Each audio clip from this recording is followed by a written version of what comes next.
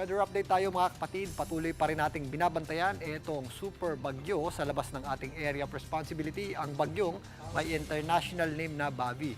Ito pong bagyong Bavi ay may taglay na lakas na hangin na nasa 205 kilometers per hour.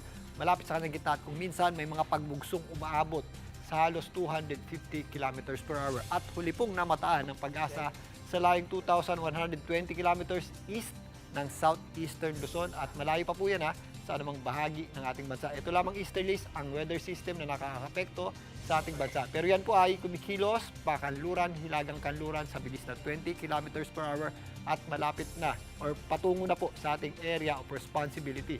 Posibleng bukas ng gabi hanggang Wednesday ng madaling araw, yan po ay makapasok na sa ating area of responsibility at mabibigyan nga ito ng local name na Inday. Sa ngayon, hanggang bukas, wala pa po itong magiging direktang epekto sa atin. Magpapatuloy po ang mainit at malinsangang panahon sa malaking bahagi na po yan ng ating bansa, maliban lang sa mga afternoon showers at thunderstorms. Sa darating na Wednesday naman, if makapasok na po ito sa ating area of responsibility, magsisimula na pong bumalik yung ating habagat. Mauuna po yung makaapekto dito sa western section ng Mindanao, kasama po dyan ang Zamboanga Peninsula at ilang bahagi ng Soxargen area. Posible na po yung mga kalat-kalat nating pag-ulan dyan at mga thunderstorms.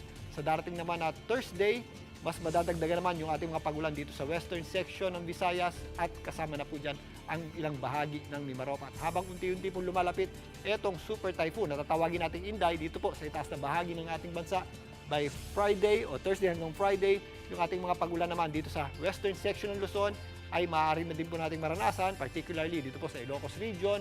Kasama po dyan ang areas ng western section ng Central Luzon, including Metro Manila. Kasama na rin po dyan ang Cavite at Batangas at ang malaking bahagi ng Calabarzon. So mula Friday hanggang sa weekend, mas madadagdagan pa po yung ating mga pagulan. Halos buong Visayas na po, makakaranas po ng pagulan. Pero yung concentration ng ating mga mas malalakas na pagulan ay nandito po sa western Visayas, ganun din po sa western section ng Luzon, lalong-lalo na po dito sa mga areas ng Mindoro, Palawan, Zambales at Bataan. May mga general areas po tayo na posibleng makaranas ng intense to up to torrential rains. Kaya maghanda po tayo sa magiging posibleng epekto niyan, lalong-lalo na sa mga posibleng flash floods and landslides. Para naman po sa direktang epekto nitong tatawagin natin bagyong Inday, lalapit na po yan dito sa extreme northern Luzon by Thursday hanggang Friday. So magkakaroon tayo dyan ng malalakas na bugso ng hangin na may kasama pong malalakas na pag-ulan. Pero yung kanyang gitna or center sa ngayon, hindi pa naman po natin yan inaasahang tumama sa lupa. Bagkus yan po ay posibleng pumunta lamang dito sa may bahagi ng Taiwan at maaari din pong makalabas ng ating area of responsibility sa darating na Sabado.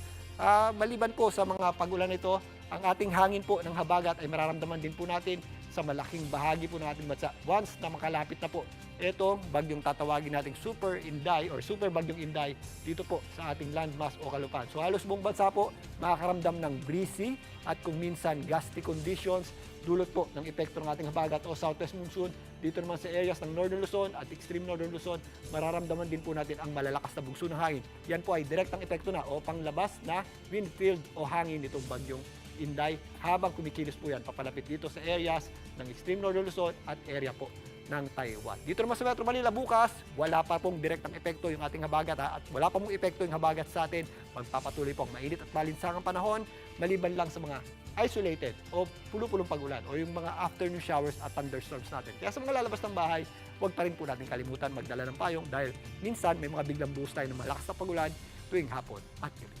Muli, ito po ang inyong weather frontliner Alvin Pura na lagi may panahon para sa Mga kapatid, Julius Babaw po. Para sa komprehensibo at makabuluhang balitaan at talakayan, mag-follow at mag-subscribe na sa social media pages ng News 5.